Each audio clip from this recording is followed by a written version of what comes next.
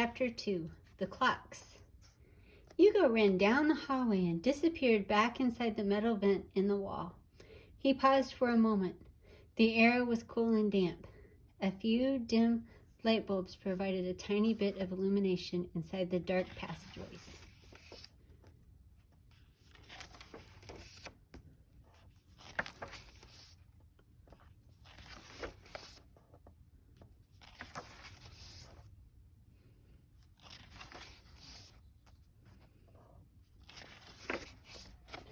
Hugo opened the door and let himself inside. Above the ceiling of the main waiting area was a cluster of secret apartments that had been built for the people who ran the train station years ago. Most of them had long been abandoned. Only one was still in use. Some sunlight filtered through the dirty skylight. Hugo looked at the rows and rows of jars filled with pieces from all the toys he had stolen from the toy booth over the past few months. The jars sat on the shelves made from scavenged planks he had found inside the walls of the station. Under his rickety bed lay a pile of Hugo's drawings. His deck of cards rested on a dusty trunk in the middle of the room. Nearby, on a small table, was a stack of envelopes, his uncle's uncashed paychecks, accumulating week by week. Hugo wiped his eyes and picked up his bucket of tools. He stuffed some more matches and candles into his pockets and set to work. As usual, Hugo headed first to the big glass clocks on the roof because they were the hardest to reach. They were like huge round windows and looked out over the city, one facing north and one facing south. Hugo had to climb up a long dark staircase and slither through an opening in the ceiling at the top of the ladder to get inside them. During the day, his eyes always stung for a few moments from the flood of light through the glass.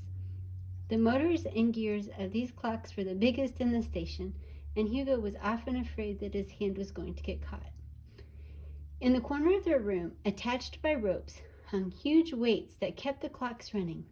He checked the time on the glass clocks against the time on his uncle's railroad watch, which he kept with his tools and wound diligently every morning. He then took a moment to carefully look the whole mechanism over, and added a few drops of oil to each gear shaft from a little oil can in his kit. Hugo's head tilted slightly to the side as he listened to the beat of the clock, waiting until he was sure the machine was running correctly. Once he had finished with the clocks on the roof, he climbed down the ladder and the long staircase.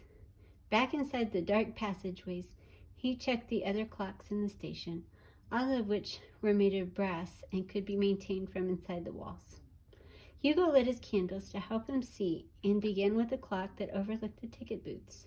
This clock, like all the others, had weights too, but much smaller ones which disappeared into the floor. Hugo attached a crank to the back of the clock and, using all of his strength, turned it as far as it would go.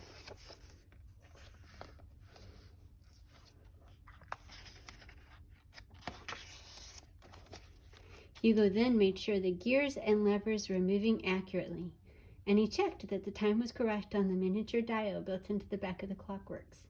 Next, he moved through the hidden passageways to the ring of clocks around the train platforms, and then to the backs of the smaller clocks that faced the interior offices, including the station inspectors. Looking through the numbers, Hugo could see the station inspector's desk. In the corner of the office, the cage of the small jail cells that sat waiting for any criminals caught in the station.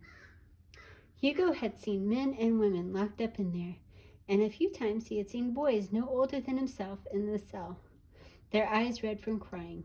Eventually, these people were taken away, and Hugo never saw them again.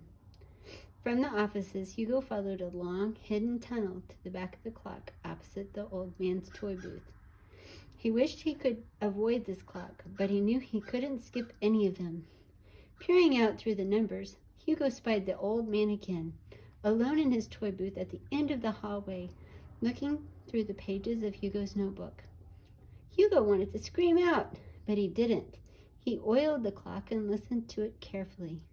He could tell it wouldn't need to be wound for another day or two, so Hugo kept going until all 27 clocks in the station had been attended to, just the way his uncle had taught him.